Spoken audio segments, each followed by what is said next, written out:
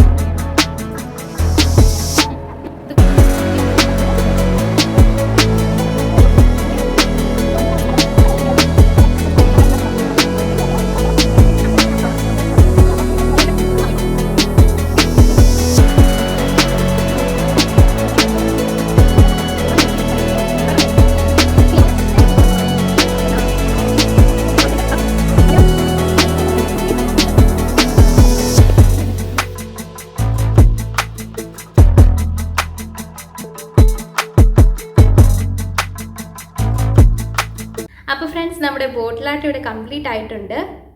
ഇതാണ്ട് എങ്ങനെയുണ്ട്? നിങ്ങൾക്കൊക്കെ ഇഷ്ടപ്പെട്ടോ നമ്മുടെ ബോട്ടിൽ ആർട്ട്? ഇഷ്ടപ്പെട്ടെങ്കിൽ ഒന്ന് കമൻറ്റ് ചെയ്തേക്കണേ. അപ്പോൾ നാളെ അടുത്ത വീഡിയോ ആയിട്ട് കാണാം. അതുവരെ ബൈ ബൈ.